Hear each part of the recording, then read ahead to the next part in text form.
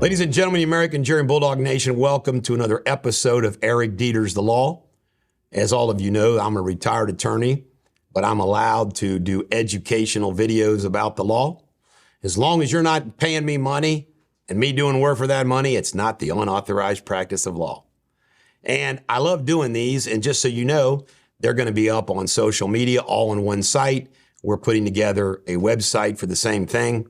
I have done over the years hundreds and hundreds of law videos, and we're going to put them all together in one site, index them for you. If you ever need me, email me at eric@ericdeters.com, text me at 859-250-2527. All right, DUI, driving under the influence. I would like to begin by telling you when I was a young lawyer and I looked like I was 16 and I was 22, my very first trial in the courtroom was a DUI trial, and I didn't know what the hell I was doing. The judge said, "Are you ready, Mr. Deters?" I said, "Yeah." I didn't know like who went first even. And I'm not going to use his name, but I remember his name. You're going to love this, folks. I represented a man who, can't make this up, blew a .28, wrecked into 3 cars, and he drove a beer truck for a living. And I got him the minimums. We went to trial. I got him the minimums. And the prosecutor, Sarah Sidebottom, and Judge Schmedeke thought I had pulled it off. It was tried between Christmas and New Year's, and I gave this speech about having a little bit of Christmas spirit and how important it was to the guy. They almost acquitted him. Instead, they found him guilty. But I used to try a lot of these cases. I also tried the longest DUI trial in the history of these parts, maybe in Kentucky. And it was a DUI trial of my client, Susan Stimler, who was wrongfully arrested by the Boone County Police and Florence Police way back when. And the trial lasted 3 days. It was a hung jury, only because I polled the jury. Can't make this up. Out of the 6 jurors, 2 of the jurors were Mothers Against Drunk Drivers. Both voted not guilty. They thought it was it was supposed to be a majority, but it was unanimous. I tried that case again and won it. So that trial took me 6 trials. DUI trials are usually over in a day. I think it's the longest DUI trial in history. Now, I haven't tried a DUI trial in a long time. But what I'm going to give you here is rock solid advice. Still to this day. Number 1, don't drink and drive. There is absolutely no excuses for you to get a DUI today. You're out with friends, let them drive you. You've got Uber, taxis. You've got so many options to drive.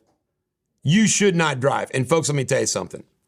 If you think it's inconvenient going back to get your car the next day, it's a hell of a lot more inconvenient to get bailed out of jail.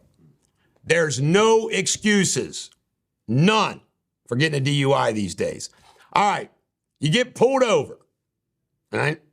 Now, what I'm about ready to tell you flies in the complete face of the advice that was given by Stephen R. Adams, who, God bless his soul, was killed in a bicycle accident. And he said, don't give them anything, don't cooperate, don't say anything, blah, blah, blah, blah, blah, blah. Well, you know why Stephen R. Adams wanted you to do that? Because it pretty much ensured that you were going to get arrested, you were going to have a pre-court automatic license suspension, and he would make you make a lot of money doing it. I'm being serious. Stephen R. Adams wanted you to do that. It had nothing to do with you giving the police, the popo, information. So I'm going to give you my advice if you're ever pulled over for a DUI. If you're pulled over for a DUI and you legitimately, by the way, they don't have to read you your Miranda rights. That's only a custodial interrogation, not for a traffic stop. People ask that. That's one of the first questions I used to always get asked. They didn't read me my rights. Doesn't matter. Now, you got to show your license, your insurance. You got to do it. They're going to be observing you all the way. The biggest thing is smell of alcohol. Folks, if you're driving home and you smell of alcohol, that's on you. Come on, you shouldn't smell of alcohol. Mints, mouthwash, brush your teeth, whatever, but you shouldn't be driving anyway. But the bottom line is, your best move is to fully cooperate with the police officer. Why? They always remember how you treated them. So the deal that you're going to get is going to be better. Field sobriety tests. They are crazy. And I can tell you that most good trial lawyers can attack those. Now, you got to remember, unlike back in the day, the video cameras are on. The dash cam that he's got going, he's got his lapel camera. This is all getting recorded. You've seen them. You saw Lisa Wells, Bob Huggins. Everybody gets embarrassed. You're Chris Olave, New Orleans Saint. You get pulled over. It's all being recorded. I once won a trial because the video clearly showed my guy was not very drunk. Now, not drunk at all. Now, the videos are good. You know why? Because what's on the videotape, you got to get your plea, get it over with, whatever. Now, field sobriety tests, because they're crazy, stand on one leg, walk on one. Well, a lot of people, if you've got something going on, you can attack that. Like, hey, he's got bad knees. And just to let you know, I attack the horizontal nystagmus gaze test, where they hold up a pen in your eyes and you go like this. It is a total BS test.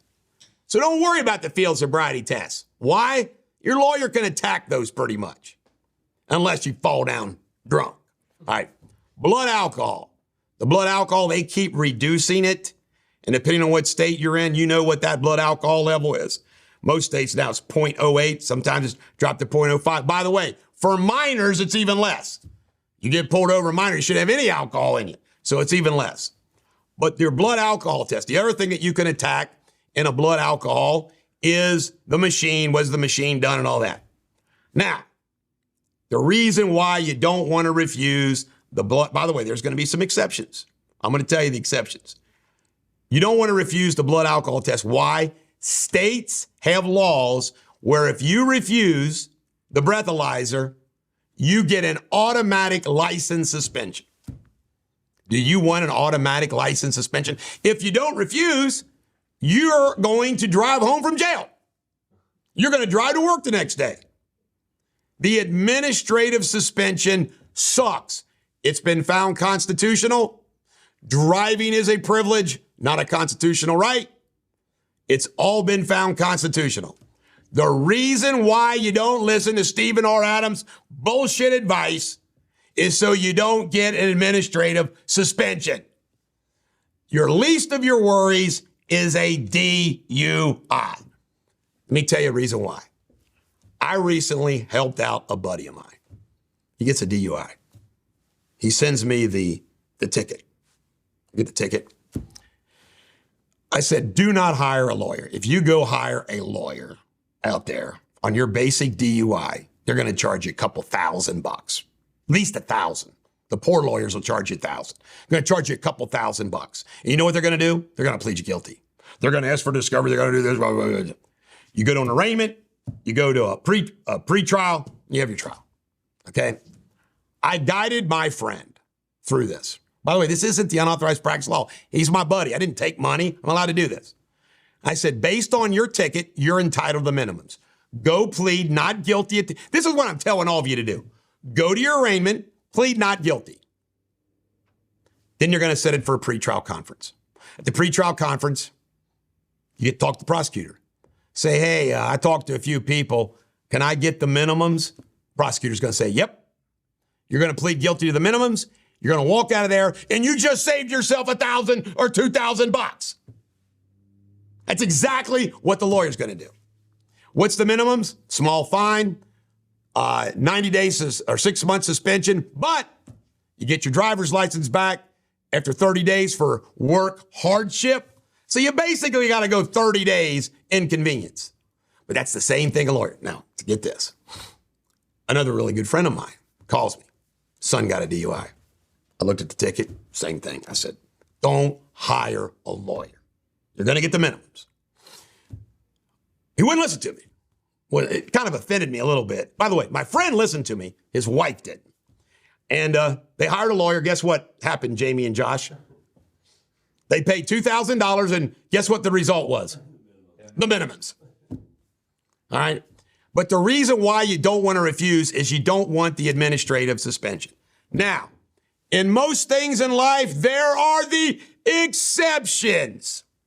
And what I'm about ready to tell you, Stephen R. Adams would say, oh, Bulldog's crazy, but I'm not. Let's shoot straight. Josh Wentz and Jamie, if you don't mind me calling you out, both of you back in your young days got a DUI. It's not all the end of the world. It's happened to everybody. There but the grace of God goes I. I drove back in the day, this was in early 90s. I drove when I shouldn't have driven a few times. Thank God, no wrecks, no DUIs. I got to ask you guys this question. When you got pulled over, did you kind of know you were drunk? Actually, honestly, no. Okay, you didn't think you were. Josh? Josh, you know you're drunk. Okay. All right, now that comes up with the exceptions of what I'm trying to tell you is, in my opinion, you freaking know. You know if you've drank too much. You know if you're under the influence. You know. Now, get this. This is a funny story. Do you know the number one thing? They've done studies on this. The number one thing that people say when they asked, have you been drinking? They always say a couple or one or a few. They never say 4, 5. They say that every freaking time. By the way, back to that case where I had the longest DUI trial. One of the things, it had to do with civil litigation. It was a wrongful death case. It was big time. It took me 10 years to get these people justice, get them a couple $1 million. This woman had died at the hands of the cops. You can't make this up. The cops never saw this coming. I went out to the Boone County Clerk's Office archives, spent a week down in the basement, and I pulled every damn ticket that every one of these cops wrote out on DUIs. You know what's written out first in every one of their tickets? Smelled of alcohol. Why was that important?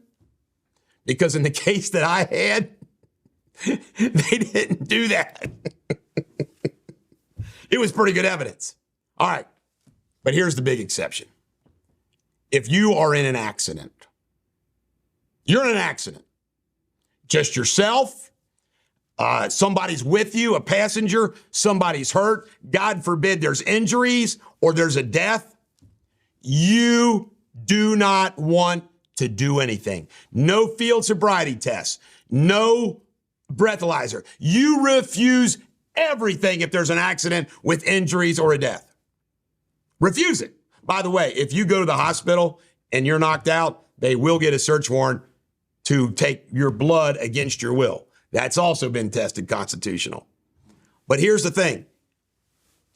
Even when they do that, you can call these experts and your blood takes that alcohol, and they have these studies where how long it takes to process 1 drink, 2 drink, 3 drink. So the longer you go, hopefully your blood alcohol is decreasing. So the longer it takes them to get your blood, the better chance you got that your blood alcohol level was coming down, is going to be lower. But here's why you refuse. If there's an accident and somebody's hurt or God forbid somebody's died, it is harsher punishments. And if somebody dies, you're talking at least reckless homicide, 5 years in the state pen. And I tell people this all the time. If there's if you're sloshed and there's a wreck, refuse everything. And I always tell this, the reason why you don't want to drink and drive at all, guys, is it's not a DUI. Somebody gets killed, you're facing reckless homicide. You will serve at least 1 year in a state prison. And that is if there's not extenuating circumstances, manslaughter, everything else. Fines and lawyers. Fines are always minimal. Lawyers, I've already explained why you don't want to hire a lawyer. If you got to go to trial, like if you think you can beat it, you need to hire a lawyer. Then maybe it's worth his ilk to do something about it. Folks, lawyers love DUIs because it's wham, bam, thank you, ma'am. They take your money and they plead you guilty. Don't do it. Just get the minimums on your own. This is the Bulldog. Every dog has their day. Have a great day.